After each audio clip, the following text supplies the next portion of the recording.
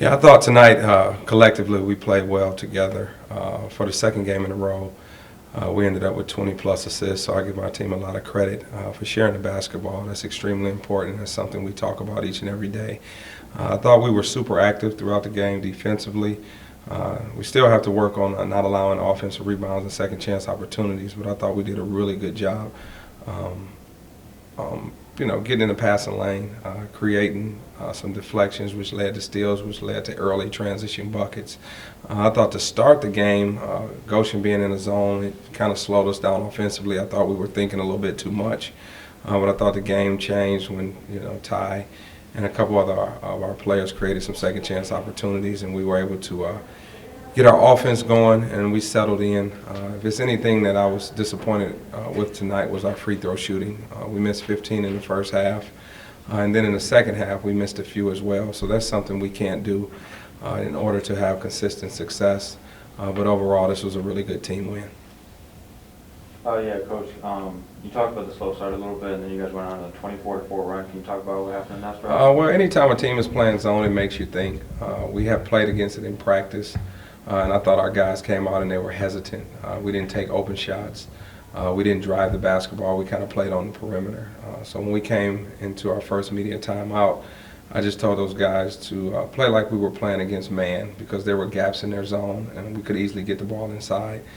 So we started to do that. Chris Barnes hit a three. We got some penetration. Ty got some offensive rebounds, put back. He also got fouled and made a couple free throws to get us going. And from there, we just took off and didn't look back. And then you guys ran both presses, obviously the 2-3, and then you guys went man for a stretch too. Can you talk about changing the defenses? We're just trying to, give teams different looks this year. I think we have an athletic team, and when we go small, we should be able to guard man-to-man to give us a change of pace. Obviously, we want to press throughout the game, a few different presses just to turn teams over, slow teams down. Collectively as a unit, I think we're athletic and we have speed. So we want to, use that to our advantage this year, and our guys have continued to buy into it. They bring a lot of energy and effort to the floor, which helps. So I was satisfied with their play today. Yeah, and then you talked about the free throws. Can you just talk about how you'll get that fixed in the future? Well, there's nothing I can fix. These guys are really good shooters. They got to go to the line, concentrate, and knock them down. And that's about it. I have confidence that we'll be a really good free throw shooting team throughout the season. And then can you talk a little bit about Ty? You said career highs in back-to-back games now. Well, I thought Ty has done a really good job. I think it starts in the off season, him continuing to take care of his body. He worked extremely hard this fall, and being confident is a huge thing. Last year, Ty was playing behind some guys and with some guys that were seniors. We talked about at the end of the year, last year, or end of the season, coming back, the onus would kind of be on him and Boubacar to take over this team and be leaders. And you can't do that without being confident. And I think that's the main change in him, just being confident as a player, believing in himself. He improved his dribble drive game this fall. He was always a good shooter. He just needed to be more confident. So we're excited, with his improvement. But more importantly, I teach these guys consistency. And that's something he has to continue to do, and we believe he will. And Ty, can you talk about your first two games? I think my first two games were good. I think I was most importantly active on defense, where I pride myself on. And then I think that defense got my offensive going, and I was able to be consistent these first two games and just play my game. Yeah, and then can you talk about what the presses look like this year compared to, mainly doing the 2-3 last year? We don't have the height we had last year, so, not having height, now we have speed. We're quicker to trap, quicker to deflect passes, and it's just a smaller but faster defense. And then 45 to 20 bench points. Can you talk about the depth of your team? Yeah, I love how guys can come in and pick up what the starters, leave, and I love how they're all aggressive on defense, and I love how they're all aggressive on offense, looking to score, but also make our other teammates good as well. Yeah, and then can you both just talk about next game against Dearborn? Ty, you can go first. I don't know much about U of M Dearborn, but I know that we can't play the level of competition. I know that we've got to come out acting like it's a top team, where we just got to keep the same mentality and keep the same consistency going. Yeah. How about you, Coach? Yeah, well, we prepare for each team the same. Michigan Dearborn is a team that's really good. They can shoot the three. They have some inside presence.